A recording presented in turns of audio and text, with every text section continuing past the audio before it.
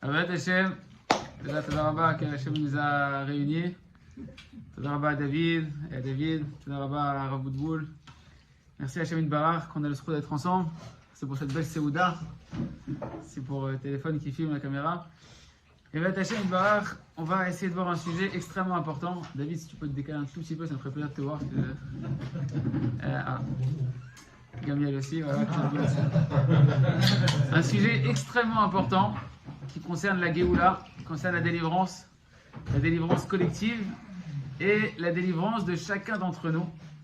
Une lumière que si jamais on la capte et si jamais on commence à l'entreapercevoir et à la mettre en pratique, véritablement chacun il pourra dire, comme l'a dit Rabbi Nathan, que mon Mashiach il est arrivé, que ma Géoula elle est arrivée. Une lumière qui se répand de plus en plus dans le monde et dont le Rav Shalom Arush chez Yechie, qui est un des élèves de Rabbeinu de la génération, a eu le mérite de commencer à dévoiler il y a environ 20 ans. Et Mamash, les parachutes de la semaine qu'on est en train de voir, eh ben, elles renferment ce secret-là. Donc, c'est pour ça que Hashem, on va en profiter, qu'il y a la Hashgacha des parachutes de la semaine, qu'on sait qu'il y a une Hashgacha, il y a une providence dans chaque parachat qu'on est en train de lire en fonction des influences qui se passent dans le moment où on lit les parachutes. Donc si on lit les parachutes du Sefer Shemot en ce moment et de la délivrance de l'Am Israël, c'est qu'il y a une influence qui descend avec les messages que contient cette paracha-là. Parce que vous savez que le Zohar HaKadosh il dit que Oy vavoy celui qui lit la Torah et les parachutes et qui croit que c'est un livre d'histoire. Et celui qui lit la Torah et qui croit que c'est des histoires stam du passé, qu'on fait de l'histoire géo, et là on est en train de faire l'histoire géo de l'Israël quand nos ancêtres quand ils étaient géographiquement en Égypte. Oy vavoy, parce qu'il est en train de lire la Torah complètement dénué du sens profond de la Torah. Que la Torah, c'est Milachon Hora'a, ça vient du mot Hora'a. Torah, en fait, c'est comme ta Mora quand tu étais à l'école ou ton Moré.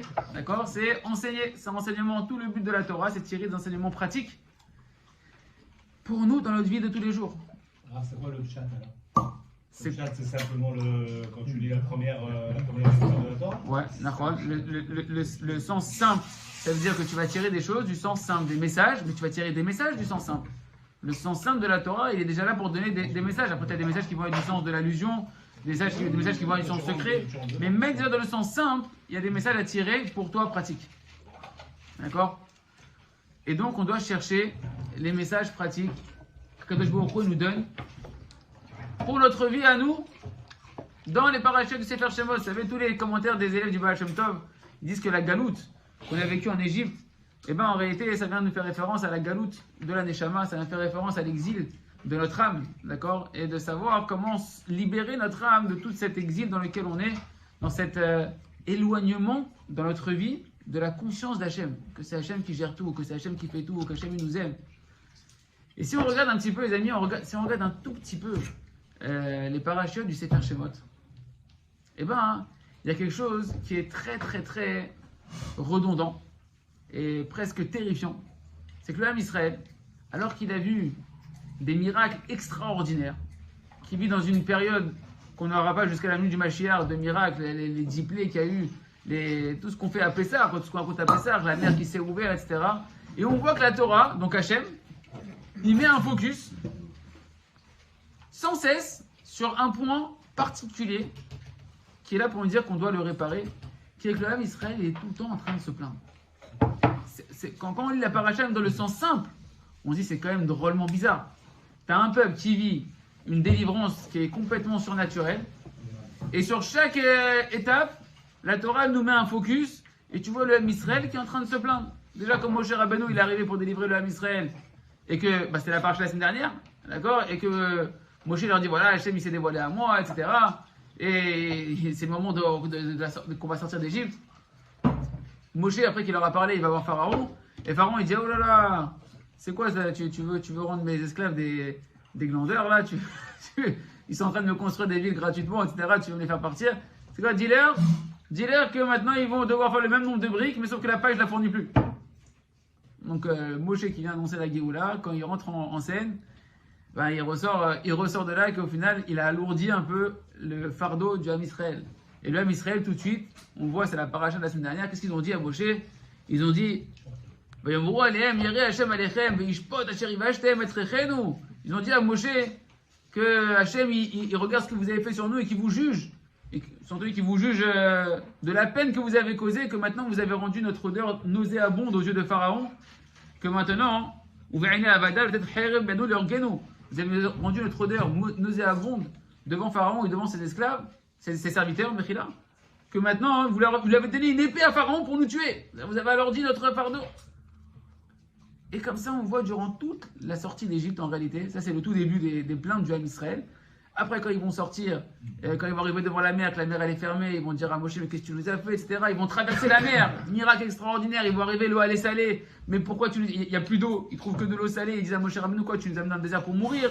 Et après, encore une fois, il y avait plus d'eau, ils ont demandé les cailles, ils sont encore pleins, ils ont dit, mais tu nous amènes dans le désert pour qu'on meure, on était bien en Égypte, ramène-nous en Égypte, et quand on mangeait là-bas, on mangeait des concombres, les pastèques, etc. On était bien, qu'est-ce que tu nous as sortis pour nous amener dans le... Et on voit que tout le long de la sortie de la Géoula du Ham Israël, la Torah nous met un focus que le Ham Israël il se plaint, qu'il pleurniche, qu'il n'est pas content, qu'il fait comme les Français, manifeste. Pas content, pas content. Ouais, gilet jaune, ouais, gilet jaune. Vous avez en dessous le talit, vous avez un gilet jaune. Okay. Et il y a eu le pompon. Il y a eu le pompon, la goutte qui a fait déborder le vase, comme on dit. C'est lorsqu'on est arrivé à l'entrée en Eretz Israël, où on devait rentrer en Eretz Israël, après Matan Torah. Hachem il fait des miracles extraordinaires, il raccourcit le chemin. 11 jours de chemin, ils deviennent 3 jours de chemin, on arrive devant Eretz Israël. Et là, le Ham Israël, encore une fois, il manque de confiance en Hachem, de reconnaissance envers Hachem, de conscience de l'amour d'Hachem. Et il commence à dire, on va envoyer des explorateurs pour vérifier si cette terre, elle est vraiment bonne. Pourtant, Hachem, il avait dit, Bo, Urshu et Haaretz, venez, et vous allez hériter de la terre. Qu'est-ce qu'il dit là-bas, Rachid, c'est quoi un héritage? Ouais, on se souhaite à personne de devoir hériter. Qu'il a reçu déjà. Mais un héritage, c'est quelque chose que tu acquiers sans souffrance, sans avoir peiné pour ça. C'est quelque chose que tu fais rien et ça te tombe dessus et tu récoltes en fait le travail de ceux qui étaient avant toi et tu hérites gratuitement de quelque chose. Quand Hachem il a dit venez hériter de la terre d'Eretz Israël, Rachid dit que normalement les nations qui étaient là-bas elles auraient dû voler sans aucune guerre. Il aurait dû avoir aucune guerre. On serait rentré avec la providence divine, tout le monde serait parti. En courant, ils auraient vu des malachim, je ne sais pas ce qu'ils auraient vu, tout le monde serait parti, on serait rentré dans les maisons, on aurait eu la terre d'Eretz Israël, on aurait eu la terre d'Eretz Israël en entier, il n'y aurait plus de galoute, et on aurait construit le Beth Amikdash extraordinaire. Qu'est-ce qui s'est passé? Les explorateurs, ils sont revenus, ils ont fait peur à tout le monde, et le Ham Israël, il s'est mis à pleurer toute la nuit de Tisha B'Av. C'était Tisha B'Av. Avant les plaintes ou après? C'est à la fin, ça c'est la 10e, c'est la goutte, Ouais, c'est la goutte d'eau. C'est la goutte d'eau qui a fait déborder le vase. Pas attendu les explorateurs. Non, depuis le début. Et on voit qu'Akadosh Baruch Hu, il nous met en fait le point sur quoi? Sur l'ingratitude. Que le Ham Israël, il ne sait pas prendre conscience de tout le bien qu'Hachem il lui fait pour avoir confiance en Hachem. Que Hachem il est avec toi, que Hachem il se fait que du bien, et que quand Hachem dit tu vas rentrer dans cette terre-là, que ça va bien se passer, ça va bien se passer, etc. etc. Et là, toute la nuit, il pleure. Et il y a la fameuse sentence qui tombe, où Kadosh Baruch Hu il dit ah, vous pleurez pour rien. Vous pleurez des pleurs en vain, des pleurs gratuits. Vous pleurnichez pour rien. Non, vous allez pleurer. Alors je vais vous donner des bonnes raisons de pleurer. Et c'est marqué, je vais vous fixer des pleurs pour les générations. Et c'est ce soir-là, Chaz Shalom, que a été décrété le premier destruction du Beth Amikdash, la deuxième destruction du Beth Amikdash, et dans tout l'exil que nous on supporte encore aujourd'hui. Alors le cours il commence un peu d'une manière un peu rasra, désolé, mais c'est pour en réalité juste commencer à décrypter la raison de pourquoi cet exil il est aussi long. Tout est marqué dans la Torah. Tout est marqué dans la Torah de chaque. Kadosh Baruch Hu, il ne fait pas des choses qui sont incompréhensibles et qu'on n'a pas de solution et on ne comprend rien à ce qu'il faut faire et on a l'impression qu'on ne sait pas quoi faire, etc. C'est faux. La Torah, elle contient dedans tous les messages que tu as besoin pour comprendre ce qu'Hachem il veut de toi. On comprend que ça fait 2000 ans, plus de 2000 ans qu'on est en exil, sans compter si on compte depuis la sortie d'Égypte, ça fait bien plus encore. Okay. Et on n'est toujours pas sorti. Et on voit qu'en réalité, si on analyse bien, la cause de tout l'exil, c'est en réalité le fait que le Ham Israël, il a pleuré en vain. Le fait de l'ingratitude. Et là, Rabota, il y a une question terrible qui se pose. Parce que si on comprend bien que tout l'exil il dépend de là, tu vas dire, attends, le Rabot, je pose une question extraordinaire. Il dit, je comprends pas, voilà. Une fois, ils ont pleuré. Bon, ok, ils ont pleuré quelques fois avant, mais là, ils ont pleuré une fois. Et tu leur mets une punition qui n'a jamais eu une punition aussi colossale de toute l'histoire de la Torah et de l'humanité. C'est compris toutes les choses. Parce que, faut comprendre que quand on parle de l'exil, c'est-à-dire que toutes les souffrances que le Ham Israël a vécues collectivement, individuellement, ils viennent de l'exil. Ça veut dire quoi? Les guerres, l'inquisition, le fait que l'homme Israël est persécuté, la Shoah, les attentats, que Israël on l'a toujours pas en entier, tout ce qui se passe avec ce qui se passe avec les Arabes, les divorces, les maladies. Tout ce que tu peux imaginer, c'est juste une conséquence de la Shrina qui est en galoute, la présence divine qui est en exil. Donc il n'y a pas la bracha de la présence d'Hachem dévoilée, de la bracha véritablement que l'homme Israël devrait recevoir si Hachem il résidait parmi nous de manière dévoilée comme un état de Géoula. Et alors il dit, je comprends pas, Ribono Shel Olam. Ils ont pleuré une fois. Une fois ils ont pleuré, ok, mets-leur une bonne tléha, mets-leur une bonne punition à cette génération-là, etc. Et c'est fini, on passe à autre chose. Parce qu'ils ont pleuré une fois, durant toutes les générations ils vont pleurer. Ils l'ont eu, hein. Mais ils ont dégusté en Égypte. Oui, mais la question c'est pourquoi jusqu'à aujourd'hui? Mais surtout, il y a entendu dans le désert, il mourait. Ok, il a fait. Non, mais même ils ont dégusté en Égypte. Ils ont dégusté en Égypte, il a fait. La question c'est pourquoi jusqu'à aujourd'hui? Parce que nous aussi, aujourd'hui, on pleure. Oh, voilà la réponse. Quand le Rav il a posé la question à Hachem, ça il posait des doutes, il dit Hachem, Ribono Shel Olam, je comprends pas, parce qu'ils ont pleuré une fois. Alors nous, on va pleurer aussi et on va écoper les pots cassés de nos parents. Et le Rav a dit pas du tout. Akol zemida keneged mida, c'est mesure pour mesure. Et en réalité, la Géoula individuelle et la Géoula collective du Ham Israël, elle dépend de est-ce que tu vas comprendre l'erreur de tes ancêtres et tu vas corriger l'erreur de tes ancêtres, ou tu vas rester dans la même erreur que tes ancêtres. Quoi. La punition était avant. Non, la punition elle est tombée ce soir-là. Elle est tombée ce soir-là. Non, le soir où ils ont pleuré. Non, mais il a dit qu'on pleure jusqu'à aujourd'hui.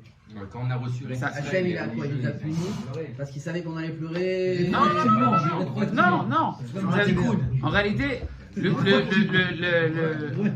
l'ascendant de son du Beth Amikdash, la galoute, elle a commencé à ce moment-là. Et à partir de ce moment-là, il faut prendre conscience qu'on doit réparer ça.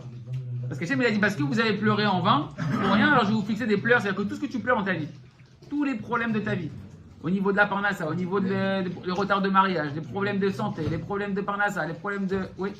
Quand on a reçu Israël, le monde religieux, il était pas content. Ok, fait. De toute manière, on n'est pas en Géoula. On n'était pas en Géoula. C'est un peu Atralta vieux, de Géoula, de recevoir Israël, c'est Atralta de Géoula, c'est pas la Géoula. Parce que la Géoula, les amis, la Géoula, elle dépend d'une réparation spirituelle à l'intérieur de chacun d'entre nous. Et donc on comprend qu'en fait, tout ce que nous, on a des problèmes dans la vie où on n'est pas content, ça s'appelle qu'on pleurniche. Et bien, mec, véritablement, toutes les tristesses de chacun s'appellent des pleurs en vain. Pourquoi des pleurs en vain? Parce que tout vient d'Akadosh Baruch Hu. Ce que j'ai fait, c'est pour le bien. Et si tu le voyais vraiment, tu pleurerais pas. Et bien, c'est en réalité un manque de reconnaissance envers Akadosh Baruch Hu. Et le fait qu'on est encore dans la même faute que nos ancêtres, que l'on ne sait pas remercier Hachem et qu'on fait que pleurnicher Akadosh Baruch Hu sur nos galères. Et en réalité, sur nos galères. En réalité, les amis, ça veut dire quoi? À partir de là, on commence à comprendre quelque chose d'extraordinaire.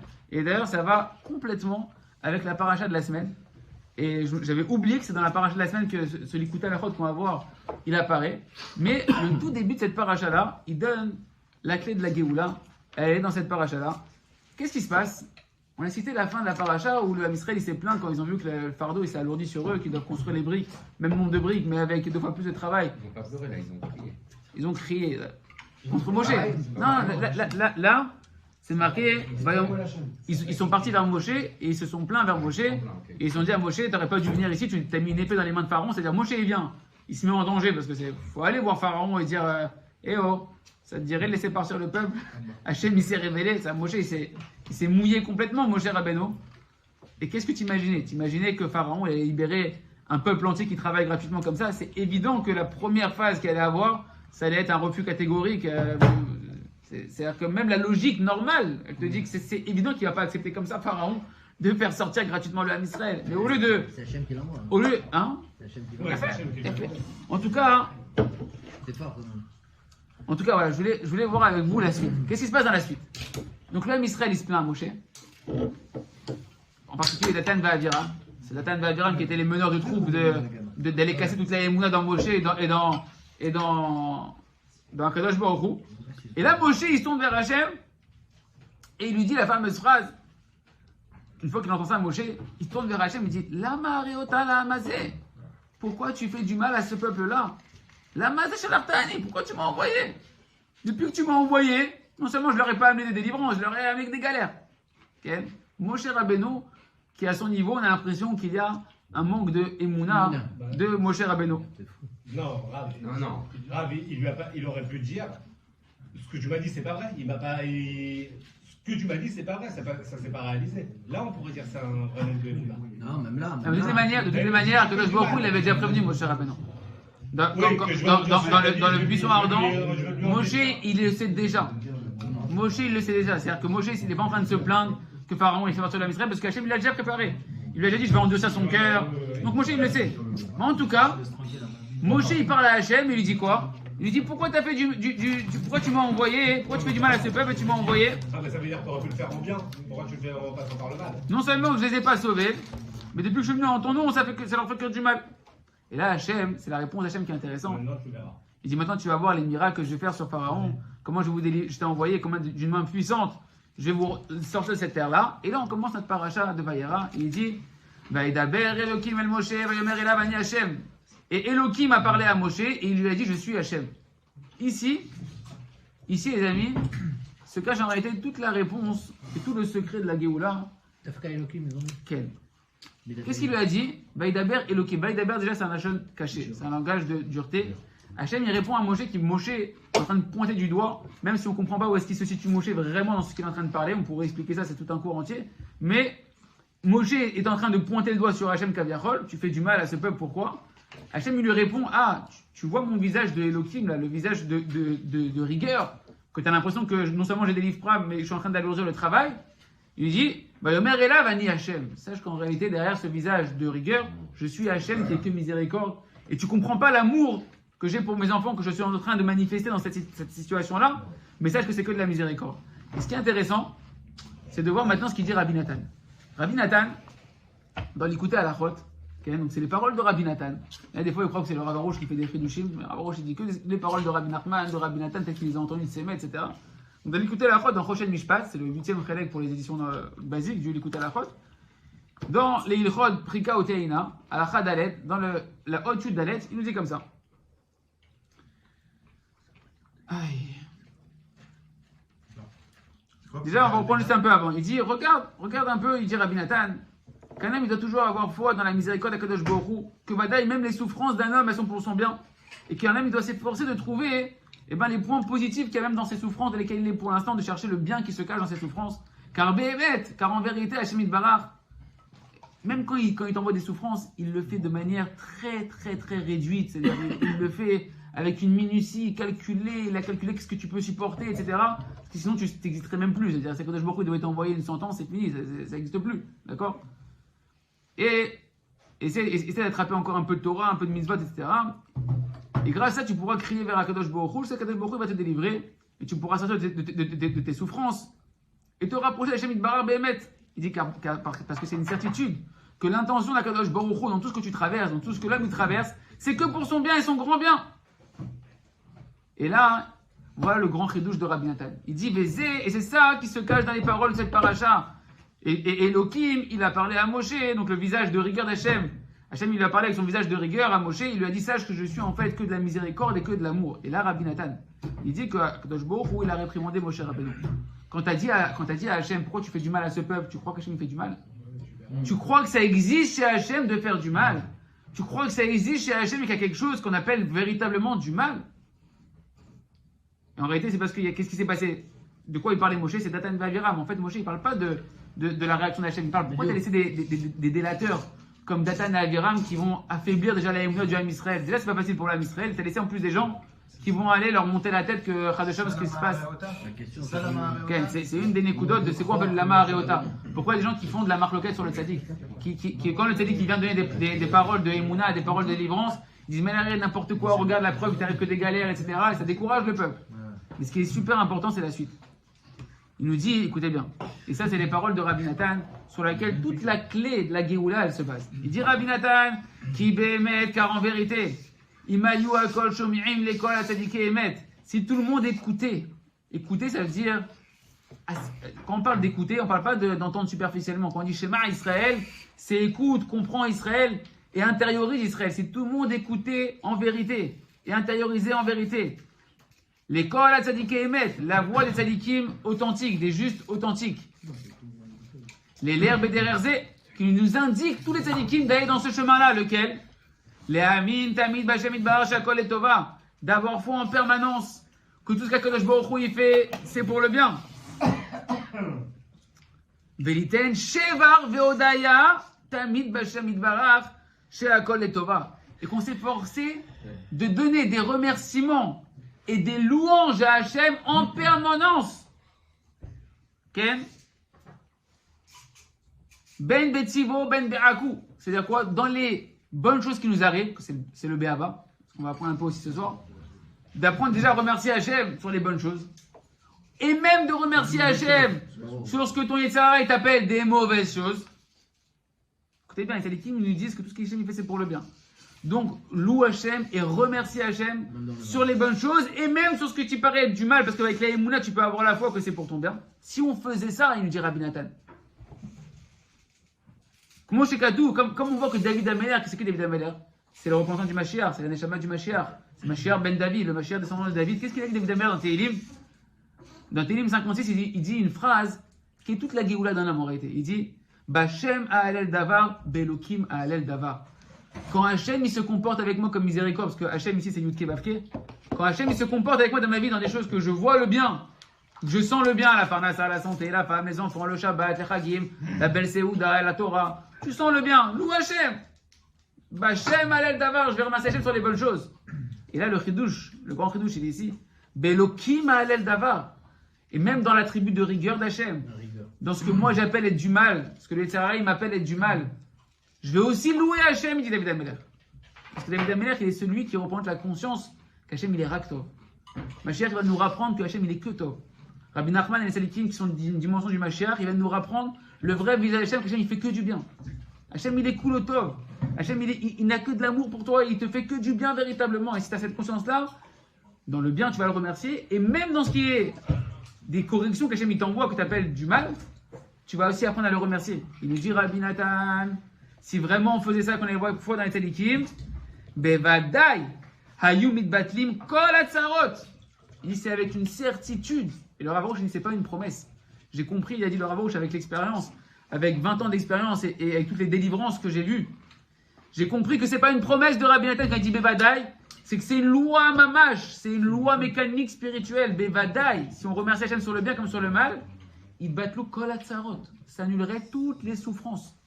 Tous tes problèmes, toutes tes galères, toutes tes rasras, tout ce que le Yetzirah te tombe dans la tête pour être triste, tout s'annulerait.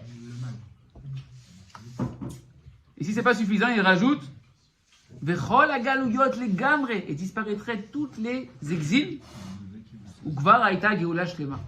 Et on aurait déjà la délivrance totale. Ça veut dire quoi, les amis? Il nous dit Rabbi Nathan le secret de la Géoula. Le secret de la Géoula individuelle et collective, c'est de sortir de l'erreur de nos ancêtres dans le désert. On a tous ce Yetzirah qui est à l'intérieur de nous. On ne doit pas s'en culpabiliser. C'est notre travail de nous faire pointer sur les points noirs. Rien que tu regardes ce qui ne va pas. Mais c'est pas toi, c'est le Yetzirah. Il fait un focus et il te fait à chaque fois voir ce qui ne va pas, ce qui ne va pas. Tu veux dire quelque chose, Gabriel? Il y a des personnes, il y a quand même plusieurs niveaux de Géoula, puisque quand on était dans le désert, il y en a certains qui ont été payés, ils sont tous morts dans le désert. Bien sûr. Ils sont quand même rentrés en Israël, on a eu le Beth Amikdash, ils avaient encore des miracles. Bien sûr, bien sûr. Tu voulais voir des Mais de toutes les miracles, manières, tu venais au Beth Amikdash. quand tu dis qu'il y a différents niveaux de Emouna, quand Non, tu de regardes. Géoula, moi je dis mal. Hein? Moi je dis même de Géoula. De Géoula, Nahon. Et donc ma question c'est, si on part du principe que le fait de pas se plaindre ou de dire merci à Dieu tout le temps, c'est ça qui peut annuler les tarots et amener la Géoula. Donc en fait, il y a un moment où ils étaient plus reconnaissants. C'est ce qui leur a permis d'avoir le Beth Amikdash. Ils avaient une vie où ils étaient tranquilles quand même. À l'époque du Beth Amikdash, et tu voulais voir des miracles, t'allais au Beth Amikdash, t'en voyais tous les jours.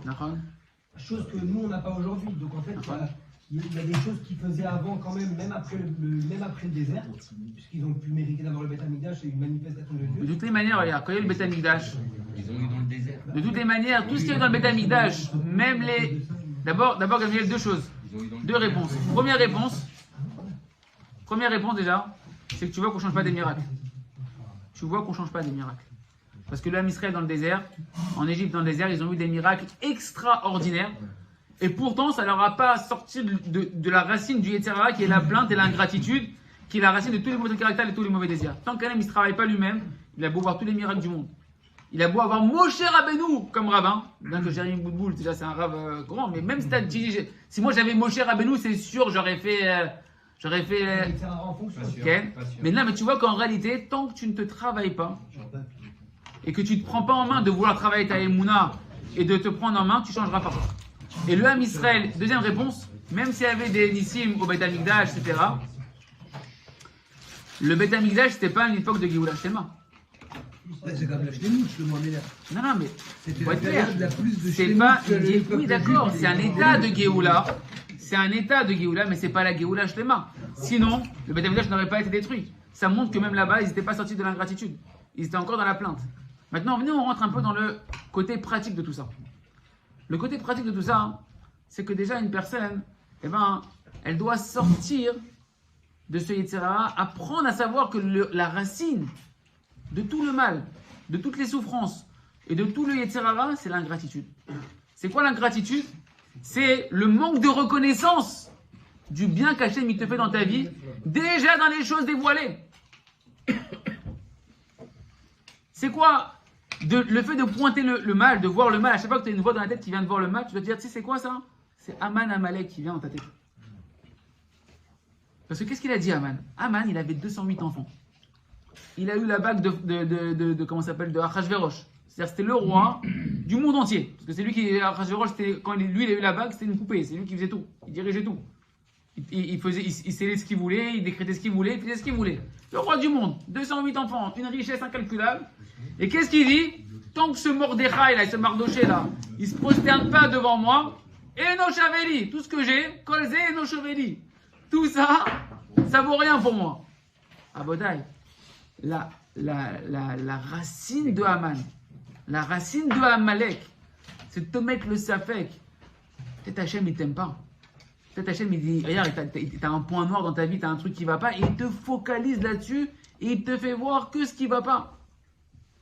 Savoir que ça c'est la racine du mal, mais la racine du bien, c'est tout le contraire. Dire tout ce que j'ai, mais combien c'est extraordinaire. D'apprendre à remercier Hachem, louer Hachem, remercier Akadosh Baruch Hu, merci Hachem que je respire, merci Hachem que mes yeux. Va pas chercher loin, Et la karatatov que l'omagia lecha. Le Rav nous a toujours représenté l'omagia likloum, l'omagia likloum, l'omagia likloum. En français, Hachem ne me doit rien, Hachem ne me doit rien, Hachem itbarach, il ne me doit rien. Et quand tu commences à prendre conscience qu'Hachem il ne doit rien, parce que vous voyez comment c'est arrivé la forme du remerciement, c'est Léa. Léa avec Yehuda. Elle a eu Yehuda. Yehuda, quand elle a eu cet enfant, elle a dit ah, pas maintenant je vais remercier Hachem. Odé est Hachem. Yehuda, ça vient de Oda, ça vient de Toda.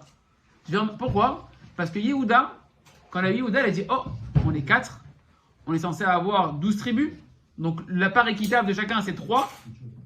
3 enfants chacun. Ah, moi j'ai un en plus, ça me revient pas. Mais en réalité, donc qu'est-ce que tu apprends? Que c'est quand tu remercies, quand tu es conscient que ce que tu reçois, on te le doit pas. Mais en réalité, c'est bien plus profond que ce qu'elle a dit Léa. Parce que quoi? Toi, il y a quelque chose qu'on te doit. Hachem, il te doit de te créer. Hachem, il te doit de te faire respirer. Hachem, il te doit que tu vois avec tes yeux, que tes oreilles. Il te doit rien, Hachem. Quand un âme, il prend conscience qu'Hachem, il lui doit rien. C'est lui qui m'a fait venir. Mais il ne le doit pas. Mais qui me donne au moins ma subsistance pour exister. Si tu me fais venir déjà, donne-moi ma subsistance pour exister. D'accord, mais il ne le doit pas. Toi, déjà que tu existes, tu dois déjà dire merci à Hachem que j'existe. C'est le problème qu'on a avec nos parents. Et ça, on le comprend quand on commence à avoir des gosses, ils commencent à être ingrats. Qu'on apprend à conscience combien on était ingrats avec nos parents. Tu sais, tu dis à tes parents, tu m'as créé, tu dois me nourrir, tu dois me vêtir, tu dois subvenir à mes besoins, tu dois m'acheter une baraque, tu dois. Qu'est-ce qu'il fait qu'est-ce qu'ils font les parents là? Qu'est-ce qu'ils font les parents? Attendez, pas tous à la fois, les amis. Non, la difficulté, elle vient en fait quand les fondamentaux ne sont plus là. Par exemple, un enfant, il se compare par rapport à un autre enfant, un autre frère ou un autre sœur de sa famille. Il dit pourquoi lui là, moi je sais pas. D'accord. C'est ça qu'il faut retenir. Exactement. Mais le problème, c'est qu'en fait, avant de comparer ce que l'autre il a et ce que moi j'ai, il faut déjà apprendre à considérer, à valoriser ce que j'ai. Le problème, c'est que le Yetzirah, il fait qu'on n'apprend jamais on n'apprend véritablement pas, naturellement en tout cas, à remercier. Le remerciement, le travailler de remerciement, d'avoir de la reconnaissance, c'est ça tout le combat du Yetzirah. C'est quoi un enfant bien éduqué? C'est un enfant qui apprend à être reconnaissant. Quand tu apprends à être reconnaissant à un enfant, Et à dire merci à un enfant, c'est ce qu'on appelle un enfant qui est bien éduqué. Un enfant qui ne sait pas dire merci. Et que tout le temps, il te dit donne-moi, pourquoi tu ne me donnes pas, il pleure, etc. Tu attends, mais je te dois quelque chose, je comprends pas. Dis merci. Non, ils ne doivent pas. Alors écoute bien ce que je vais te dire. Non. Ça, c'est le schéma erroné qu'on a accumulé. Ça, c'est le. Attends, les amis, c'est pas une sirah travérim. C'est un shiur. On recadre 2 secondes. On peut faire des questions, mais sinon après ça part dans tous les sens. Il y a une grande différence entre tes parents, ils te doivent, ou tu dois à tes enfants, ou t'aimes tes enfants. Hachem, tout ce qu'il fait envers nous, c'est par amour. Quand tu aimes quelqu'un, tu ne calcules pas, tu fais parce que tu aimes. Maintenant, celui qui reçoit, il doit être conscient que c'est un cadeau gratuit qu'on lui a fait. Et ça, tu dois dire merci. Parce que si tu dis pas merci, t'es ingrat. T'es ingrat. T'es un enfant gâté pourri. Alors peut-être on a tous grandi comme des enfants gâtés pourris. Depuis la nuit des temps, le SRA il se bat avec nous pourquoi les enfants gâtés pourris, c'est ça qu'on est tous tristes, on est tous toujours en train de se déprimer, on est tous toujours pas contents, pas satisfaits, parce qu'on ne sait pas se rendre compte que tout ce qu'Hachem fait, c'est un cadeau gratuit. Et maintenant plus. Maintenant, Avant, une personne, elle doit travailler ça. Ouais. Elle doit travailler. Avant, moins, les parents ils disaient un mot, l'enfant disait ça, merci. Et il parlait même pas, il avait même pas regardé le père. Peu importe. En tout cas, d'apprendre à comprendre que nous, notre travail déjà, c'est de reconnaître Hachem. D'apprendre à vivre Hachem. Le Rav, quand il vient un shiur, il dit merci Hachem pour la chaise. Merci Hachem pour la table. Vous avez dit merci Hachem pour la chaise? Merci Hachem. Il dit merci Hachem pour la chaise. Merci Hachem pour la chaise. Le Rav, il dit si tu dis pas merci, s'il y en a un qui dit pas merci, qui se lève. Merci pour la chaise. Exactement. Lève-toi. Merci la chaise. Hachem, il te doit une chaise, il ne doit pas une chaise Hachem. Hachem, il vitalise cette chaise-là, il te fait le tu peux t'asseoir. Merci Hachem pour l'électricité. Hein, en ce moment, en France, dans l'Europe, il y a plus d'électricité, on coupe l'électricité, etc. Hachem, il ne doit pas l'électricité, c'est un chesed d'Hachem. C'est un cadeau d'Hachem. Mais si tu ne remercies pas, tu ne dis pas Hachem. Si tu ne remercies pas, tout est naturel. Tout est normal. Il n'y a rien de normal. Tout est un cadeau d'Akadosh Baruch Hu. À plus forte raison, quand une personne elle a la santé, qu'elle commence à avoir une femme, des enfants, des vêtements, de quoi se vêtir, de quoi se nourrir, la Torah, les mitzvot. Mais tout ça, il faut remercier Hachem, voir le décor, comment il est beau. Le décor, il est merveilleux. Toi, le Yetzirah, il te prend, il te dit, regarde, ça va pas. La parnassa, il manque, je sais pas combien de shekels, ça va pas. Et le bonhomme, il est triste. Et tout le reste, t'as oublié. Tout le reste, ça n'existe pas. Tout le reste, déjà, il n'y a pas à dire merci. Hein? Pense tous au shekel. Pense tous au shekel, encore aux euros aussi. C'est un manque de savoir aussi. Bien sûr, c'est un manque de connaissances. C'est la personne, elle n'est pas dans la tchouva, elle n'est pas dans la religion. Même dans la tchouva. Même dans la tchouva et même dans la religion, elle vit dans le. il y a un Yetzer Hara d'occulter en réalité le béaba de la Emouna. Que tout vient d'Hachem et qu'Hachem il t'aime. Mais si d'abord tu n'apprends pas à voir Hachem dans les bonnes choses qui t'arrivent et à remercier Hachem dans les bonnes choses qui t'arrivent, comment tu vas arriver à la conscience que même en réalité, les choses qui te paraissent moins bien, ça vient aussi de l'amour d'Akadosh Baruch Hu. Pourquoi faire dépendre? Je comprends le BABL et le Mouna, mais pourquoi faire dépendre la Géoula du remerciement? Parce qu'on a vu que la racine, pourquoi faire dépendre la Géoula du remerciement? Parce qu'on a vu que le début de toute la galoute, la raison fondamentale qui est mise, la seule raison qui est marquée dans la galoute, c'est l'ingratitude. Et si tu vas me dire, oui, mais le deuxième Beth Amikdash, il n'a pas été détruit à cause de l'ingratitude, il a été détruit à cause de la haine gratuite. D'où elle vient la haine gratuite? Elle vient parce que tu n'apprends pas à être reconnaissant envers ton prochain. D'où il vient tous les divorces? Parce que chacun du couple, de l'homme et de la femme, ils apprennent pas à dire merci à l'autre. Hé, tu t'es marié, tu me dois. Je te dois rien. Je me suis marié parce que je t'aime et j'ai envie de te donner. C'est pas que je te dois et tu viens là et tu m'exiges.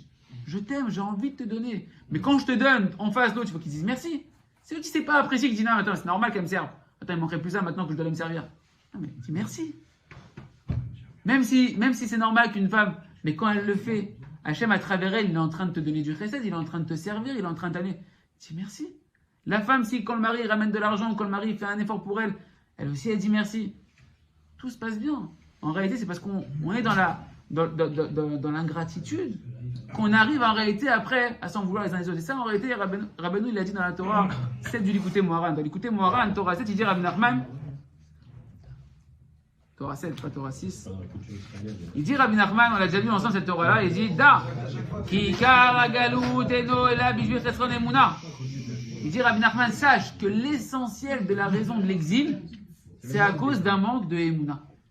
Pourquoi on est en galoute? Parce qu'on a encore une petite emuna. Alors c'est sûr qu'on a une emuna, qu'Hachem il existe, que la Torah elle est vraie, donc on vient en Beth Knesset, et on est en train de prier, on étudie, on se renforce. Mais on doit faire grandir cette émouna. Que Hachem, il n'est pas que dans le ciel en train de nous regarder et en train de voir tout ce qui se passe. Kadosh Baruch Hu, c'est lui qui vitalise tout ce qui se passe dans ce monde-là, dans les moindres détails. Et que Kadosh Baruch Hu, il dirige tout, il organise tout par amour pour toi.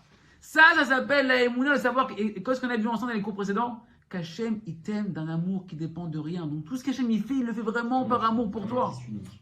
Comme un fils unique. Et d'un amour qui dépend de rien, que même si c'est son fils unique, bien que tu as fait des bonnes choses, des mauvaises choses, Hachem il t'aime. Et Hachem il veut racler tivlecha. Il veut te faire que du bien. Et tout ce qu'Hachem il fait, c'est que du bien. Que tu le comprends ou que tu ne le comprends pas, c'est ça la émouna, c'est que ça vient, tout ce qui t'arrive, de l'amour d'Akadosh Baruch Hu. De l'amour d'Hachem. C'est ça la base de la Torah. Anochi Hachem Lokecha, Asher Hotzeticha Meretz Mitzrayim. Je suis Hachem ton Dieu qui t'a fait sortir d'Égypte. Il dit Rabbi Nachman de la Torah d'Aïd, du l'écouter Moran, c'est quoi? Je suis Hachem ton Dieu qui s'est fait sortir d'Égypte. Anochi, Hachem Elokecha. Hachem, c'est la miséricorde. Elokecha, c'est la rigueur. Tout ça, les bonnes choses et les mauvaises choses, c'est Anochi. Ça vient de mon amour. Je suis ton père, je t'aime, je suis en train de t'éduquer, je suis en train de faire tout que pour ton bien. Quand je te souris, c'est parce que je veux t'encourager. Et quand tu me vois un peu plus dur, c'est juste que je veux t'aiguiller où est-ce qu'il est le bon chemin. Mais ne perds pas que tout vient de moi et par amour pour toi. Ça, les amis, c'est le B.A.B.A. de la Emouna. Qu'Hachem, il nous aime. Et pour apprendre à connaître Hachem qui nous aime, la première chose à faire, c'est d'apprendre à remercier Hachem pour les bonnes choses. Tu manges. Rabbi Nachman, avant de faire une bracha, il disait merci à Hachem pour ce qu'il allait manger dans sa langue. Toi, tu vas apprendre à manger. Tu dis merci à Hachem pour l'assiette. Merci à Hachem pour les couverts. Et quand tu es à la table, c'est ta femme qui a préparé. Tu dis merci à Hachem. Tu dis merci à ta femme.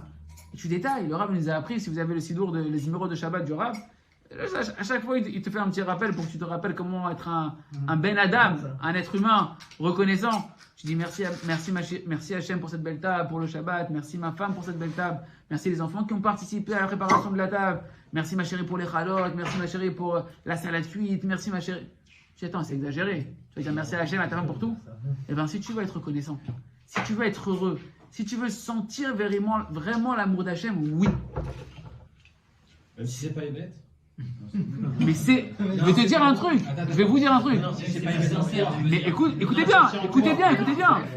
bien ce que je vais dire. Le plus grand shaker qui existe, c'est de ne pas dire merci. Voilà. Le plus grand shaker, la racine du shaker, c'est de croire que c'est naturel. C'est normal. Il ne faut pas en faire trop non plus. Parce que ça veut dire quoi en fait? Quand on est dans. Et le Yetzara, il se bat sur ça. C'est pas nous, c'est-à-dire que le Yetzara, il a tellement travaillé ça, le Yetzara, qu'on est tous en train de se plaindre du matin au soir, on est tous insatisfaits du matin au soir, et c'est comme ça, c'est le médicament numéro 1, c'est les antidépresseurs. Donc, ça montre que le Yetzara est très très fort pour ça. À chaque fois que les Israéliens, Attends, franchement, 2 secondes, les Français, ils devraient pas être contents. Ils ont la CAF, ils ont les ADOC, ils ont les machins, ils ont tout. ça. Voilà, pourquoi ils ont tout ça? Hein? Ils sont greniers. Les pays Israël, ils sont greniers. Combien de fois? Et Hachem, il est en train de donner. À la fin, il a craqué, peut-être.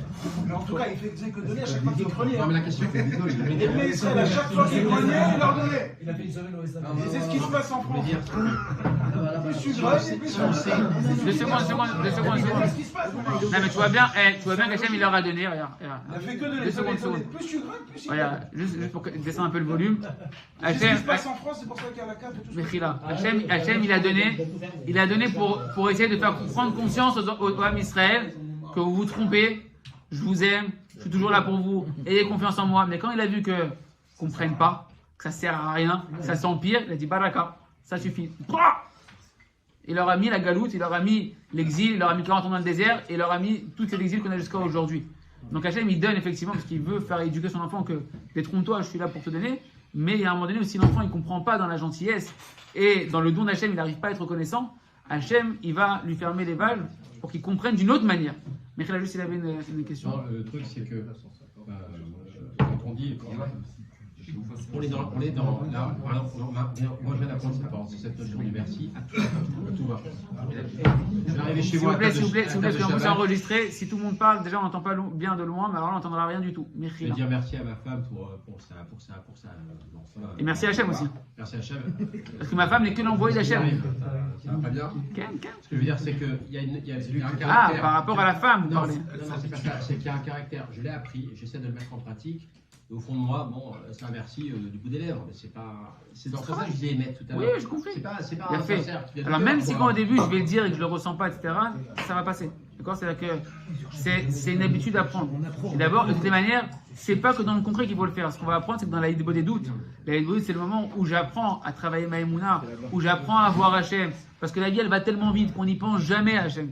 Même quand tu mets les tefs, tu penses pas à Hachem qui mate. Même quand tu es en train de prier dans la Hamida, tu penses pas à Hachem. Donc ça veut dire que si tu prends pas un temps dans ta vie pour sortir de la folie du train-train boulot de Tfilin, Torah, Mitzvot et compagnie, bah Hachem il est quelque part, on sait pas où, et on sait pas trop ce qu'on fait, mais on le fait, mais on vit pas Hachem. Et à un moment donné, il faut faire un break dans la journée, éteindre le déconnecteur numéro 1 d'Hachem qui est le smartphone, se connecter à la seule connexion qui est la bonne connexion qui est Hachem, et te mettre dans un état d'isolement avec Hachem. Tu trouves une pièce où il n'y a personne qui peut te déranger. Tu vas dans un beau petit jardin ou au bord de la mer, sur une mer séparée ou une mer déserte, bien sûr. que l'on soit clair. Une petite forêt sympathique où tu retrouves la nature et il n'y a rien qui vient te perturber. Peu importe, juste tu te mets dans un état où tu ne vas pas être perturbé visuellement ou physiquement par des personnes. Et là, tu vas commencer à travailler ton lien de reconnaissance avec Kadosh Baruch Hu. Tu vas parler à Hachem, tu réfléchis un petit peu. Tu n'as jamais dit merci peut-être à Hachem en français. Tu vas réfléchir déjà, merci Hachem d'avoir créé. Déjà, tu vas commencer sur les choses basiques. Merci Hachem d'avoir des parents, pour ceux qui ont les chances d'avoir des parents. Merci Kadosh Baruch Hu d'avoir besoin d'une famille de Torah. Si j'ai grandi dans une famille de Torah, comme dans une école juive, ou bien que tu m'as ramené à la Torah. Merci pour les mitzvot. Merci Ribbono Shel Olam. Oui, tu vas voir déjà que, déjà rien que tu commences. Quand c'est la première fois en plus, genre, tu vas voir mon temps, parce que il y a tellement de choses que j'ai jamais dit merci, tu vas kiffer. Parce que tu vois ce qui se passe, c'est quand tu dis merci à Hachem, tu te connectes à Hachem. Parce qu'en fait, dans la Emouna, si on parlait de niveau de Emouna avec Daniel tout à l'heure, la Emouna, il y a la Emouna dans le créateur, qui a créé, niveau de Emouna basique, le plus bas possible, qui est déjà quelque chose de beau, mais c'est la base de tout le monde. Celui qui ne croit pas en Dieu, c'est un fou. Parce que même les scientifiques, pour arriver à croire que Dieu n'existe pas, ils se font des théories de mondes parallèles, des trucs complètement, mais alors, tirés par les cheveux, tout ça pour dire que c'est soit Dieu il existe, soit c'est la théorie complètement biscornue. D'accord? Donc tout le monde croit en Dieu en réalité, mais chacun il va l'occulter parce que ça l'arrange. Et donc croire en Dieu, c'est pas la folie. C'est ça. Le monde il crie Dieu. Maintenant, il y a un niveau de foi supplémentaire, c'est de savoir que Dieu il dirige tout, que Dieu il interagit, que Dieu il entend, comme il t'a créé des oreilles, Dieu il entend, comme il t'a créé une bouche, quand tu lui parles il va t'écouter, etc. Et que comme un père qu'il t'a créé, que toi t'as des enfants, ben, t'es son enfant, t'interagis avec tes enfants, il interagit avec toi, c'est ce qu'on appelle la prière. Parler avec Hachem, c'est le niveau de Emouna. C'est pour ça que Rabbi Nachman fait toujours le lien entre la prière et la Emouna, parce que la Emouna prend vie quand tu parles avec Hachem. Elle prend véritablement vie, elle existe en toi, mais elle s'exprime et elle se construit quand tu parles avec Hachem. Je sais que tu es là, donc je te parle. Ah ben, si tu parles à Hachem, tu vas commencer à croire qu'il est là. Tu sais peut-être pas encore vraiment qu'il est là, mais tu vas commencer à croire en lui. Quand il va te répondre, tu vas avoir des délivrances, tu vas dire, ah, je sais que tu es là. Je sais que tu es là. D'accord? Surtout quand c'est des galères, des grosses galères, et c'est l'objet de ces cours-là. Je pense qu'on en fera d'autres, parce que Baruch Hashem, en fait, ça prend beaucoup plus de temps que je pensais. Là que tu crées le bitachon. C'est comme ça que tu vas créer le bitachon, et attention. Par contre, si la prière, c'est un niveau de Emouna déjà beaucoup plus élevé, quand tu parles avec Hachem, c'est un niveau de Emouna beaucoup plus élevé dans ta langue maternelle, quand tu remercies Hachem, tu es au summum de la Emouna. Pourquoi? Parce que non seulement tu sais qu'Hachem, il est là, que Hachem, il gère tout, que Hachem, il t'écoute, que Hachem, il interagit avec toi, mais qu'Hachem, il est bon. Et c'est ça la vraie Emouna. Il y a des fausses Emouna, Hachem, il est là, Hachem, il gère, mais Hachem, il est injuste. Avec moi, la vérité, je comprends pas, comme je disais tout à l'heure, pourquoi lui, il a ça, moi, j'ai ça, c'est pas juste. Ça, c'est une fausse Emouna. C'est une Emouna, c'est une foi, mais qui est bancale, qui est fausse. Pourquoi elle est fausse? Parce qu'Hachem, il t'aime. Et ce qu'il a fait avec toi, c'est très juste. Pas c'est juste. C'est la chose la plus juste qui existe et la plus remplie d'amour d'Hachem Yitbarach. Pourquoi? Retenez bien les étapes que je vais vous dire. Déjà, parce qu'Hachem, il t'aime. Et il t'aime beaucoup plus que ta mère, et beaucoup plus que toi t'aimes tes enfants, et beaucoup plus que toi tu t'aimes toi-même.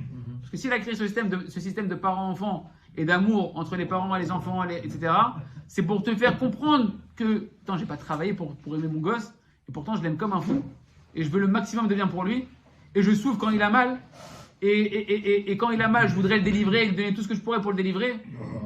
Pourquoi? Pour que toi tu dises, mais en fait, mais Hachem, c'est mon père. Donc si Hachem, c'est mon père, et qu'il n'est pas limité par un Yetzirara, par des mauvais penchants, et toutes sortes de facteurs qui sont polluants de la création, pour notre libre arbitre, donc Hachem, il m'aime d'un amour qui dépend de rien, c'est-à-dire qu'il veut le maximum de bonheur pour moi. Kadosh Baruch Hu, il veut que du bien au maximum qui existe. Dans mes souffrances, Hachem, c'est marqué Bechol Tsaratam Lotsar. Il souffre encore plus que moi, Hachem. Tu crois qu'Hachem, il est là, il spectacle, il dit ah, mon fils, il souffre. Eh ben, tant pis pour lui, il a bien mérité. Ma pitom, Kadosh Baruch Hu, Kadosh Baruch Hu, il souffre beaucoup plus que toi. Tu connais les mères juives que des fois elles dorment pas, toi tu dors et elles dorment pas de ton problème. Elles s'angoissent pour toi, elles se truquent, etc. Ouais, pourquoi ça existe ça? Pour que tu comprennes qu'Hachem, un parent, des bons parents, ils se tracassent pour leur enfant plus que les enfants. L'enfant, il peut dormir avec son problème, et la mère, elle dort pas, elle est en train de prier, elle fait tous les télim du monde entier, etc. Moi, ma belle-mère, si vous regardez le cours, bon, voilà, vous m'inspirez, eh ben, elle dort pas. Soit une fois c'est pour sa fille, une fois c'est pour son autre fille, une fois c'est pour son fils, une fois c'est pour... Mais elle est tout le temps en train de penser aux autres et prier pour les autres. Et si tu crois qu'Hachem, il a créé le cœur de la mère juive comme ça, tu crois que ça sort d'où ce truc-là? C'est parce qu'Hachem, quand tu es en galère, il n'en peut plus pour toi, Hachem. Hachem, il t'a créé que pour te faire du bien. Hachem, il t'a créé que pour que tu sois en train de danser, le remercier, louer et crier son nom toute la journée dans la simra. Hachem, il est obligé pour t'éduquer et te mettre dans une situation qui lui fait mal à Hachem, qui est contraire à tout ce qu'il voudrait Hachem. Mais c'est que forcément, il le fait par amour pour toi. Et qu'Hachem, il s'est dit, mon fils, il n'y a pas le choix. Là, tu es dans une situation que si je ne prends pas ce chemin-là avec toi et que je ne te ferme pas le verrou ici, tu vas continuer à marcher dans le panneau. Mais après le panneau, il y a un ravin. Après le ravin, donc je suis obligé. Et à ce moment-là, quand tu dis merci à Hachem Idvarach, tu es en train d'arriver au niveau de la Emouna le plus grand. Que tout ce que tu es en train de vivre, c'est Hachem. Alors quand c'est dans le bien, c'est facile.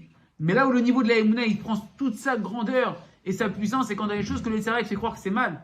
Et que tu prends cette conscience que Hachem il m'aime, que Hachem il souffre dans ma souffrance, que Hachem, non seulement il veut, mais il peut me délivrer. Ta mère encore des fois, elle peut pas, Miskina. À part la prière, elle n'a pas tous les moyens limités pour te sortir de ton problème, sinon elle t'aurait sorti. Mais Hachem, il peut ou il peut pas? Il peut Hachem. Il veut ou il veut pas? Il veut Hachem. Il souffre ou il souffre pas? Il souffre Hachem. Alors pourquoi il ne sort pas de là? Parce qu'il a vu que c'est ce qu'il y avait de nous pour toi pour l'instant. Ah, tu comprends pas? C'est ça la Emouna? Même si je comprends rien, même si j'y comprends rien, j'ai la foi que tout est pour le bien. Même si j'y comprends rien, même si j'y comprends rien, j'ai la foi que tout est pour le bien. Merci,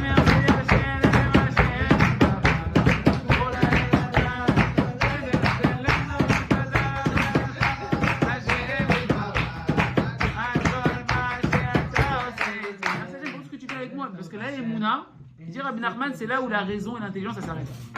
Ce que tu comprends, c'est pas de la Emouna, c'est de l'intelligence rationnelle. Donc t'es pas en train de croire en Hachem. Mais Rabotai, les amis, ce qui est extraordinaire, c'est qu'en réalité, on a dit que toutes les souffrances, tous les exils, tous les problèmes, c'est à cause d'un manque de Hakaratatov, de reconnaissance, de remerciement, et donc un manque de Emouna, que tout ce qui nous arrive, c'est de l'amour d'Hachem pour notre bien. Donc on a dit quoi? Que toute la délivrance de ton problème, c'est quand tu vas travailler la Emouna dans ton problème. Pourquoi Hachem t'a mis un problème dans ta vie? Pourquoi tu as un pépin dans ta vie qui te tracasse? En fait, tu n'as même pas besoin de travailler. Hein? Si tu as la Emouna, tu n'as même pas besoin de travailler. C'est un très haut niveau de Emouna. Une semaine cadeau. Mais donc, les amis, et là c'est très important ce qu'on va dire. Ce qu'on va dire, c'est fondamental. Si tu comprends tout ce qu'on vient de dire maintenant, tu comprends qu'en fait, pourquoi Hachem il te met un problème? C'est quoi un problème? Un problème, c'est un manque de conscience qu'Hachem il t'aime dans ce problème-là. Ce problème-là, c'est une invitation d'Hachem à aller travailler avec ta Emouna et à croire en lui et à faire ta mission sur terre. Parce que ta mission, c'est de connaître Hachem. C'est qui connaître Hachem? Qu'Hachem il t'aime, qu'Hachem il est bon, qu'Hachem il veut que te donner. Si Hachem il te donnait une vie toute rose, sans aucun problème, il n'y a aucun travail. C'est où le travail? C'est où le mérite? C'est où le libre arbitre? C'est où tu vas te montrer que tu crois en Hachem, qu'Hachem il est bon? C'est là où ça va pas. Et Hachem, à chacun, il a prévu en fonction de sa mission, en fonction de ce qu'il sait que chacun il va être sensible, en fonction de que les comptes qu'il y a dans le ciel, de tes mérites et de tes avérotes, qu'on sait que tout est mesure pour mesure. Il y a des calculs divins qui nous dépassent, que chacun il a son lot de petites galères, mais qui sont en réalité des invitations à faire rentrer la Emouna dans ta vie à travers ce problème-là, si tu fais le travail de décrypter le message d'amour d'Hachem. Et donc ça veut dire quoi? Il va falloir prendre le problème. D'abord, première chose, apprends à remercier Hachem. Prends dans ta idée de doute 5-10 minutes, un quart d'heure, et juste tu remercies Hachem sur les bonnes choses. Sur les bonnes choses de ta journée, les bonnes choses du passé, etc. Tu peux remplir des cahiers entiers, tu peux remplir sans t'arrêter, de remerciements. Et une fois que tu es arrivé à cet état de, en fait, Hachem il m'aime grave, c'est-à-dire je me suis jamais rendu compte combien je baigne dans l'amour d'Hachem, c'est-à-dire je baigne dans l'amour d'Hachem, tout c'est que de l'amour gratuit d'Hachem. Là, tu vas commencer à gagner en confiance dans Hachem. Tu es en train de rejuger un peu Hachem positivement, que tu n'arrêtais pas, parce que Rabbi Nachman disait qu'un homme qui est triste, c'est un homme qui est en colère contre Hachem. Un homme qui est triste, il dit Rabbi Nachman, c'est qu'en gros tu dis à Hachem, je suis pas d'accord avec toi. C'est le bébé qui boude, c'est l'enfant qui boude à son père qui est pas d'accord, pas content. Ouais. Je suis pas d'accord avec toi. Donc quand tu commences déjà à remercier Hachem, déjà tu commences à faire la paix un peu avec Hachem. Hachem il t'aime, hein, lui il est pas en guerre avec toi, mais toi tu étais en guerre avec Hachem. Le Yetzer Hara, il a tout fait pour te mettre en relation conflictuelle avec ton papa qui t'aime le plus que tout au monde. Et une fois que tu as retrouvé cette simcha, là, tu retrouves un peu d'oxygène, un peu d'émouna, que Hachem il t'aime, après tu vas prendre le problème que le Yetzer Hara veut te faire croire que c'est ton poison, que tu vas y rester, que tu vas jamais t'en sortir, que tu as toutes les raisons de te désespérer, de te déprimer. Et lui, tu vas le travailler avec la émouna. En fait, c'est pas lui-même, c'est le Yetzer Hara qui vient lui. Il a quoi le Yetzer Hara? On a dit dans le cours précédent que le Yehudi, il est créé à l'image d'Hachem. Le Yehudi, c'est une part d'Hachem. Toi, tu es la part d'Hachem. Toi, tu es une Neshama, c'est une part d'Hachem. Comme Hachem, il est que bon, toi aussi, tu veux faire que le bien. Comme Hachem, il est que tov, toi aussi, tu veux faire que le tov. Alors, c'est quoi toute cette galère de Yetzer Hara? Eh bien, c'est ta mission. C'est pas toi. C'est ta mission pour donner le libre arbitre, pour donner le mérite, pour te croire en Hachem et faire ton job.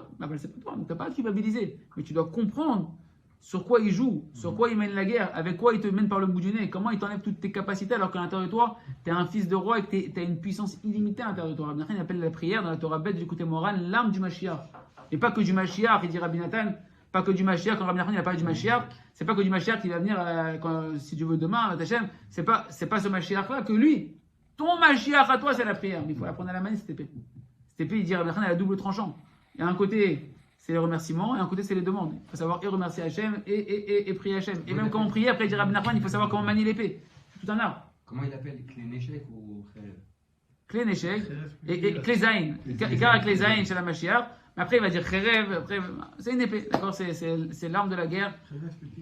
Kherev, il fait Be'adam, une arme à double tranchant, remerciement et prière à Kadosh Baruch Hu. Mais avant tout, remercie. Quoi, tu viens parce que. Ouais, alors juste, je voulais finir. Comment tu gères la chose? Donc, une fois que tu as remercié globalement, après, tu prends le problème. Et ce problème-là, tu commences à parler à Hachem.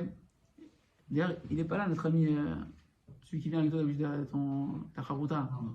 Ouais, toujours, il dit mais comment travailler les mounas? C'est marqué, Emanti qui a daber. Je vais parler à Hachem, je vais parler à Kadosh Baruch Hu, et Emanti dit David Ameler, et Emanti qui a daber. Je vais avoir foi en Hachem parce que j'ai parlé en Hachem. Le fait de parler en Hachem, ça construit la Emouna. Et c'est marqué également, il y a une autre phrase qui dit David Ameler, il dit comme ça, mais je veux juste être sûr de la phrase. Ouais. Odia emunatecha befi. Je vais te faire ça, Odia emunatecha befi. Je vais prendre conscience de ta emuna Hachem dans ma bouche. Ça veut dire quoi?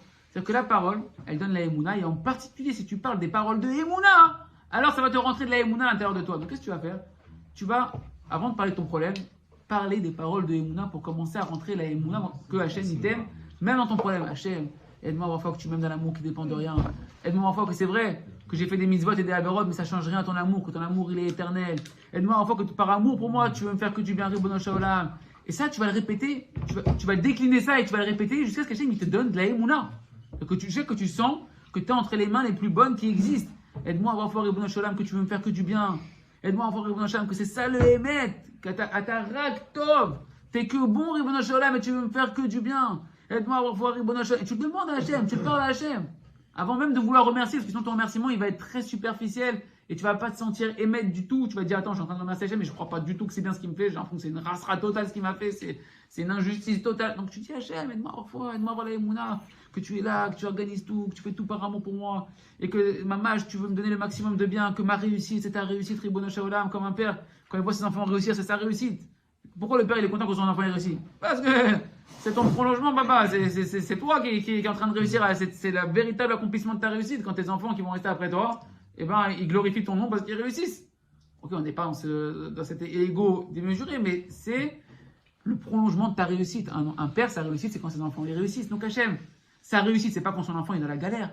Hachem, sa réussite, c'est quand ses enfants ils brillent, quand ses enfants ils ont la parnassa, quand ses enfants ils ont Shlom Bayit, quand ils trouvent leur conjoint, quand les enfants ils ont la santé, quand les enfants ils ont de la Torah, quand les enfants... Ça tu dis à Hachem, tu en parles à Hachem, tu demandes à Hachem qui te rende cette émouna-là, qui est pshuta, qui est très simple, mais qu'on est à des années-lumière de la vie. Et tu dis, aide-moi que dans toutes les souffrances que j'ai, tu souffres beaucoup plus. Et si tu m'aimes, et que tu veux me délivrer, et que tu veux ma réussite, et que tu peux me délivrer, et que tu n'as pas donné ma délivrance, et que tu souffres dans mon problème, c'est qu'en fait, ce problème, tu l'as fait par amour pour moi. Et les amis, quand on commence, et ça, là, je l'ai dit une fois, mais ça doit passer un quart d'heure, 20 minutes, ça peut passer une demi-heure, quand tu as un vrai problème qui te met la rasera, pour commencer à te libérer du poids. L'autre, il est dans les dettes, peu importe, il est complètement dans l'obscurité.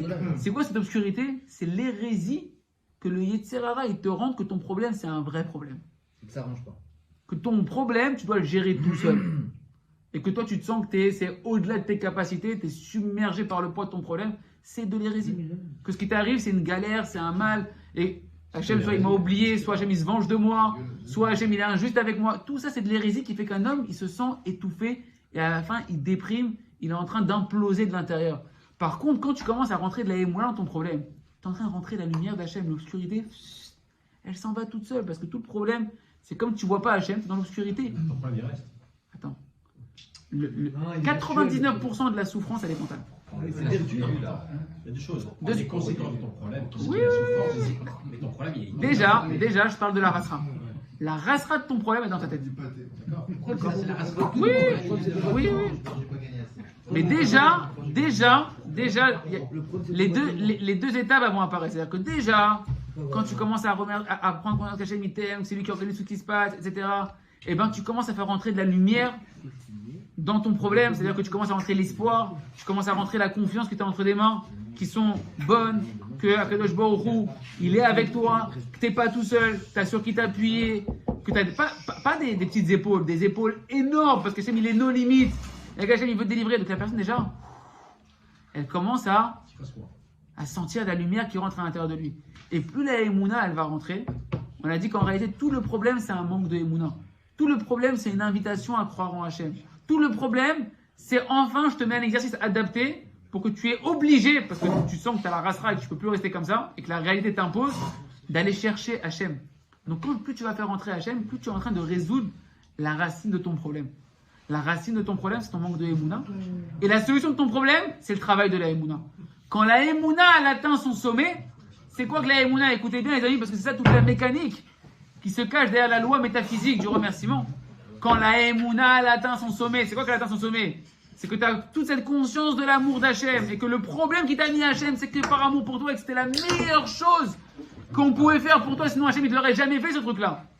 Et que tu vas arriver à une prise de conscience où tu es capable de dire à Hachem, mais ça demande beaucoup de prières. Je vous assure, n'essayez pas d'arriver à ce niveau-là tout de suite. C'est beaucoup en parler avec Hachem, des fois ça prend plusieurs jours. Et que tu arrives à la prise de conscience que tellement tu vois qu'Hachem, il a fait ça que par amour pour toi, et que tu te dis, mais en fait, Hachem, si Béhémet, j'avais été à ta place, j'aurais fait pareil. Ça veut dire, ma galère que tu m'as créée, en fait, moi aussi, je la veux. Parce que j'ai tellement conscience que tu as fait la meilleure chose pour moi, que moi aussi, en fait, ce que tu as fait, Hachem, si j'avais cette conscience comme toi, j'aurais signé pareil. Tu sais quoi? Tu vas dire, attends, c'est la rastra ce que tu me dis, je vais rester avec mon problème. Pas du tout. Parce qu'Hachem, il veut que tu atteignes ce niveau de confiance en Hachem. Et quand tu atteins ce niveau, ce qu'on appelé les psychologues, le lâcher prise, tu sais, le truc complètement débile, genre lâche prise, l'univers va t'attraper, il va te faire du bien. C'est quoi ce délire? Tout ça parce qu'ils veulent pas de la moralité, ils veulent pas de la conscience juive moralisante, etc. Qui pour eux va leur limiter les plaisirs de la vie, donc ils sont créés un concept complètement philosophique délirant de la loi d'attraction positive. Mais en réalité, c'est quoi? Tu vas lâcher prise de dire en fait, mais attention, ça c'est le summum du travail, c'est le summum de la Emouna où tu arrives et tu dis à Hachem, Béhémet Hachem, tellement tu m'aimes, tellement tu as calculé que Béhémet Hachem, Toda Lecha Hachem, que tu m'as choisi cette situation, c'était la meilleure pour moi. Si tu arrives à dire ce merci vrai, cette prise de conscience vraie, la mission de ta souffrance, elle a trouvé son apogée. Hachem, tu l'as fait rentrer pleinement dans le problème, et quand Hachem est là, il n'y a plus de problème. Quand Hachem il est dévoilé, quand l'amour d'Hachem elle se dévoile, le problème il disparaît. L'obscurité elle s'en va. Et c'est pas que la rastra qui s'en va, c'est que la délivrance qui pshuto elle vient. C'est ça qu'il a dit Rabbi Nathan. Qu'est-ce qu'il a dit Rabbi Nathan? Exactement. Et c'est ça, c'est ça qu'il a dit Rabbi Nathan. Qu'est-ce qu'il a dit Rabbi Nathan? Que si Béhémet on avait foi dans les paroles de Tzadikim, que même ce que Hachem fait c'est pour le bien, qu'on remercie sur le bien comme sur le mal, alors véritablement toutes les souffrances elles disparaîtraient. Il dit Bevadaï, c'est sûr. C'est quoi c'est sûr? C'est mécanique. C'est-à-dire que le monde il a été créé comme ça. Que si le monde il a été créé, le Yehudi, il a été créé sur le nom de Yehuda, parce que Yehuda a été appelé sur le nom de Toda, de remercier. Le but du juif, c'est de remercier et d'apprendre à l'humanité à remercier Hachem. Le fameux la Natsea qu'on dit tous les matins, tous les après-midi, tous les soirs, la Natsea Bingam Bismanché, etc. Pas tous les soirs, le matin et l'après-midi. Ouais. C'est pourquoi? Pour dire que le Ham Israël doit être une lumière pour les nations. Mais c'est quoi la vraie lumière? C'est la lumière de la Emouna qu'Hachem il est bon. Que les nations, quand tu vois Rav Rouge qui fait une conférence en Afrique du Sud qui est remplie comme ça, un estrade qui est rempli de je sais pas combien de milliers d'Africains non juifs. Tout le monde dit merci Hachem, ouais, thank you Hachem. C'est ça le juif. Et c'est ça qu'on doit amener. Mais si on l'amène pas d'abord chez nous, comment? Oh, Rabbi Yitzhak, si on l'amène pas d'abord chez nous cette lumière-là, comment tu vas l'amener chez les goïms? Et c'est ça tout le but du Ham Israël. Et Rabotai, on va finir. S'il vous plaît. On va finir sur une question, hein. Juste la racine, on est en train de parler des racines, de la racine et de la source de l'ingratitude. J'ai une question que je me pose depuis 3-4 parachutes sur Yaakov Avinu. Ouais. C'est la même racine qu'on retrouve chez lui sur le monde. Est-ce que c'est aussi un monde des Alors, regarde, apprends même de Abraham Avinu. Pourquoi on est descendu en Égypte? Dédé, David et David. Pourquoi on est descendu en Égypte? Pourquoi on est descendu en Égypte? Où c'est commencé? Quand Abraham Avinu, à son niveau à lui, il a eu un petit manque de Emouna, il a dit quoi? Quand il a dit je vais te faire hériter la terre d'Eretz Israël pour toi, pour tes enfants, et tu vas avoir une descendance, toi avec Sarah, qu'est-ce qu'il a dit? Bamaïda. D'où je sais? Peut-être ouais, peut-être non. Ouh, tu vas descendre en Égypte, tu vas aller crier là-bas, tu vas aller comprendre dans la souffrance que Bémet, je vous aime, et que Bémet, tu es là, tu vas le vivre dans ta chair. Mais ça a commencé par un manque de Emouna. Et toutes les souffrances d'un homme, c'est un manque de Emouna. Yaakov Avinu, il a perdu le roi HaKodesh pendant 22 ans. Parce qu'il a eu un manque de Emouna à son niveau à lui. Attention, Khadesham, on n'est pas en train de dire que Yaakov Avinu c'est comme vous et moi qu'on a un manque de Emouna, mais à son niveau à lui, il y a eu quelque chose où il ne comprenait pas Hachem. Pourquoi Yosef il disparaît comme ça? J'arrive pas à voir la justice du mesure pour mesure, je comprends pas. Il a perdu le roi HaKodesh, il a perdu la Simchat Chaim, il a perdu le souffle de vie véritablement qui a amené le roi HaKodesh plein. Il était endommagé. Donc effectivement, toutes les souffrances d'un homme, c'est un manque de Emouna. Et dès que la Emouna, elle est travaillée, et qu'au lieu de se plaindre dans le problème, on va apprendre, nous dire Rabbi Nathan, à remercier dans le problème, à travailler la Emouna qui est la base de la Torah, Anochi Hashem Elokecha, Asher Hotziticha Meretz Misraïm. Je suis Hashem, ton Dieu qui t'a fait sortir de l'Égypte. Mais pas que de l'Égypte là-bas. De ton Égypte, de ta galère d'aujourd'hui, matérielle ou spirituelle, si tu as conscience que ta galère, c'est moi qui te l'ai envoyée par amour pour toi, tu vas sortir d'Égypte. Et les amis, écoutez bien ce qui se passe. Quand un homme, il se plaint. Si un homme, autour de cette table, il a encore le Yetzara de vouloir se plaindre, de vouloir se lamenter. Dans le ciel, à Botaï, quand tu commences à ouvrir la bouche, les malachim, ils accusent, ils disent attends. C'est quoi? Fermer toutes les fenêtres, toutes les portes de ce pleurnicheur-là, qu'il n'y a aucune prière qui puisse monter. Et puis même si dans les murs, il reste des petits interstices, bougez-les, on ne peut pas entendre ces plaintes. C'est des accusations devant que je bats au roux. Parce que qu'est-ce qu'on dit dans le ciel? Quand quelqu'un il se plaint, vous savez ce qui se passe dans le ciel, à Botaï? Écoutez bien ce qui se passe dans le ciel quand un homme il se plaint. On dit attends, peut-être, parce que la plainte c'est, la plainte à Botaï, le pleurnichement, c'est une accusation terrible sur Hachem, d'injustice envers Hachem. Donc qu'est-ce qu'on se dit? Qu'est-ce qu'on dit dans le ciel? Quoi? Il y a une profanation devant Hachem. Hachem il est injuste. On va vérifier. On ne veut pas laisser Hachem Kaviachol, si on peut dire ainsi. Écoutez, laissez-moi bien, parce que le temps il passe, je voudrais donner des idées importantes. On ne va pas laisser dans le ciel une injustice, que Hachem il pourrait être injuste envers toi.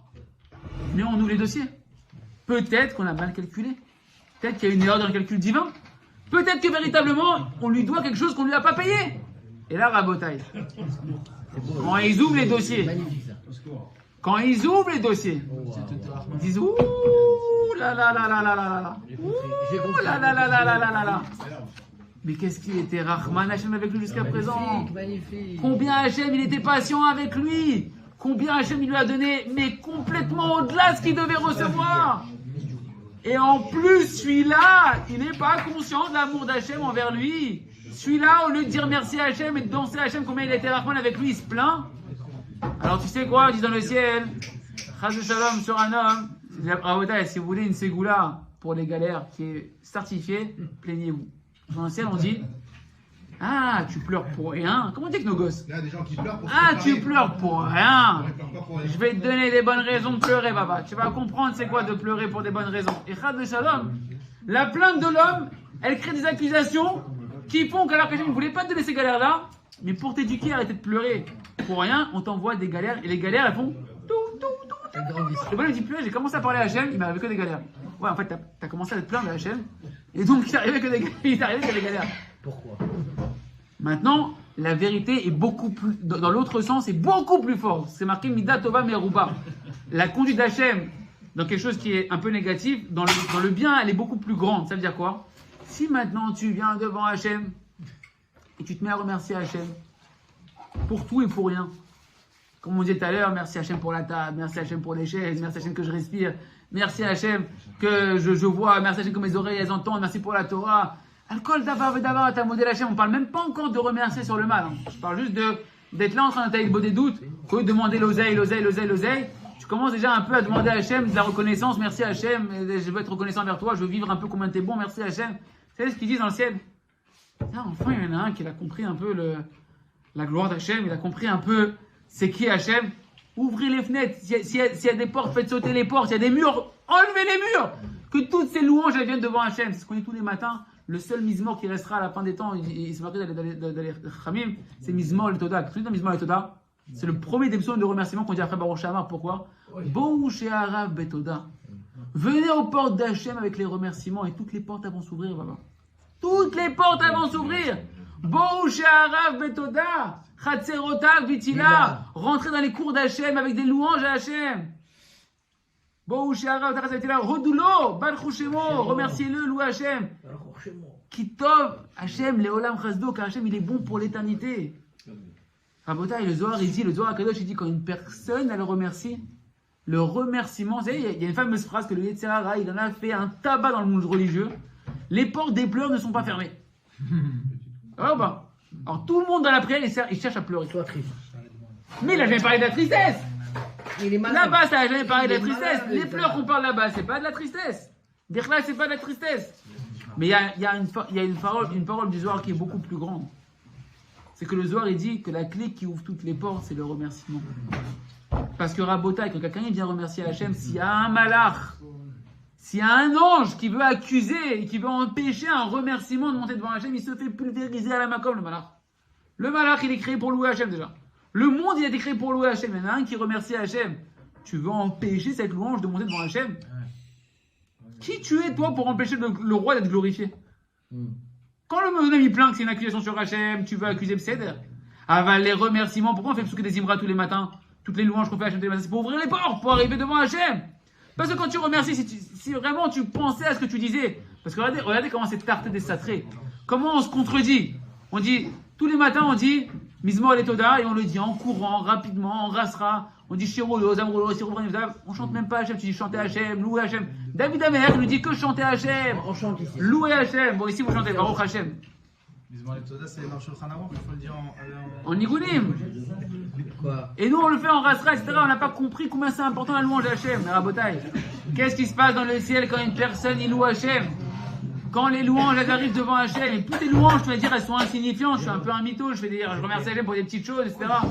Je dis, oulala, celui-là il remercie pour rien. Celui-là pour des trucs de rien du tout. Il en fait des tonnes devant Hachem, il danse à Hachem, il fait des cabrioles à Hachem, il est en transe de simcha pour Hachem pour des rien du tout. Mais viens, on va lui donner des bonnes raisons de remercier. Viens, on va lui donner des bonnes raisons dans sa vie, c'est à quoi? De la réussite. L'autre il va trouver sa femme, l'autre il va avoir Shlom Bayit, l'autre il va avoir des enfants qui vont sortir en bonne santé, des enfants bien éduqués, des enfants de Sadikim, la Parnassa de Shefa, Amen. la Torah qui s'ouvre. Amen. Toutes les portes que tu veux, elles vont s'ouvrir. Amen. Pourquoi? Parce que plus tu remercies, eh ben c'est un cercle vertueux. C'est un effet boule de neige mais vertueux, on dit. Tant que tu remercies, on va te donner encore de quoi remercier. Tant que tu remercies, on va te donner encore de remercier. Mais Rabotai, qu'est-ce qui se passe une fois que les portes elles sont ouvertes? On remercie encore. Pourquoi t'es pas répondu à tes prières? Non mais pourquoi t'es pas répondu à tes prières? je crois que Hachem il t'écoute pas, Hachem il veut pas, c'est que les accusateurs ils ne laissent pas monter tes prières.